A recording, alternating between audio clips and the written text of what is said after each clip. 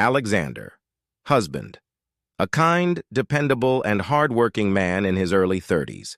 He's always put his wife's happiness above his own and is a firm believer in loyalty and commitment. Isabel, wife. A beautiful, intelligent, and ambitious woman, also in her 30s. She was once deeply in love with Alexander, but finds herself emotionally disconnected over time. Her affair with Julian stems from her struggles to reconcile her personal desires with her responsibilities. Julian, the other man. A charismatic and smooth-talking colleague of Isabel, also in his 30s. He recognizes Isabel's vulnerabilities and, though not a malicious person, encourages her to seek excitement outside her marriage. Expanded plot. Alexander and Isabel met in college. Their relationship started as a whirlwind romance, filled with excitement and shared dreams of the future. Over the years, Alexander proved to be the perfect partner, loving, dependable, and always there for Isabel. Isabel, on the other hand, thrived on ambition and adventure. She sought fulfillment in her career, constantly striving for more. They balanced each other out perfectly, or so it seemed. As they entered their 30s, the pressures of life began to take their toll. Alexander, busy with work, grew more focused on his job and providing for their future. Isabel, now in a higher position at her company, began to feel increasingly lonely. Her ambition, while rewarding, didn't fill the emotional void she felt. The once passionate connection with Alexander began to fade. She felt trapped between her desires for success and her responsibilities as a wife. Their life together, while comfortable, was no longer exciting. The spark that once burned brightly now flickered weakly. Isabel began working longer hours at her office, often staying late to finish projects. She made excuses when Alexander asked about her day or what kept her so preoccupied. Their evenings together became rare, and when they did spend time together, it felt forced, mechanical.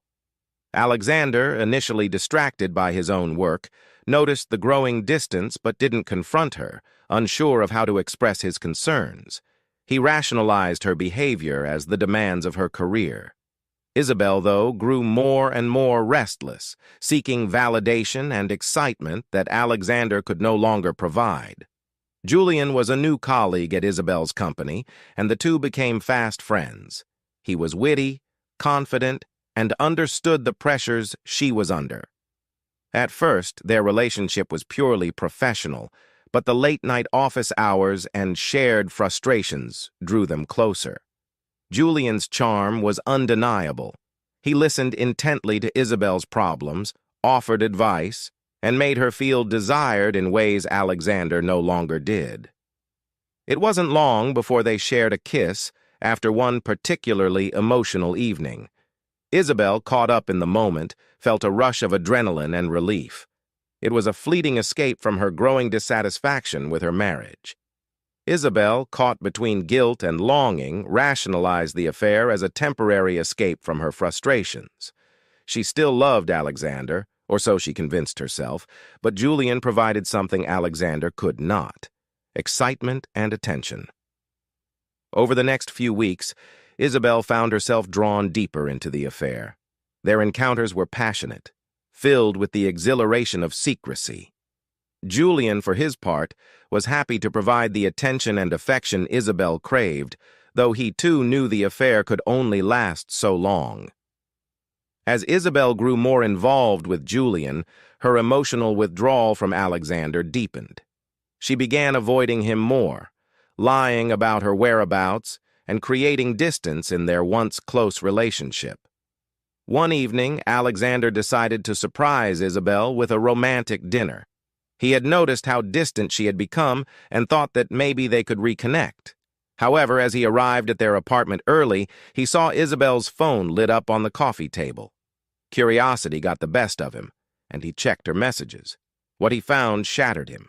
Messages between Isabel and Julian, filled with intimate exchanges. The affair was undeniable. His heart sank as he read through their conversation. Isabel's expressions of affection for Julian, her excitement about their rendezvous, and her cryptic messages about being stuck in her marriage with Alexander. It was as though a veil had been lifted, and Alexander could see their entire relationship in a new, painful light. The betrayal was devastating, but it wasn't just about the affair, it was about the complete emotional distance that had grown between them. When Isabel returned home, she found Alexander waiting for her, his face a mask of shock and hurt. She immediately sensed something was wrong. Alexander, unable to contain his emotions, confronted her. "I know about you and Julian," he said, his voice cold but breaking with emotion. Isabel froze, the color draining from her face. She knew this moment would come eventually, but she hadn't anticipated how it would feel. She stammered, trying to explain, but the words caught in her throat. She had hoped for forgiveness, but she had no justification for her actions. "I'm sorry, Alexander, it was a mistake. I was lonely. I was confused." Alexander, devastated, could hardly look at her. "A mistake? You've been lying to me, Isabel. I gave you everything, trust, love, loyalty, and this is how you repay me?" Isabel collapsed into tears, begging him for forgiveness, but deep down, she knew there was no way to take back what she had done. The next few days were a blur. Alexander moved into a separate room, unable to face Isabel.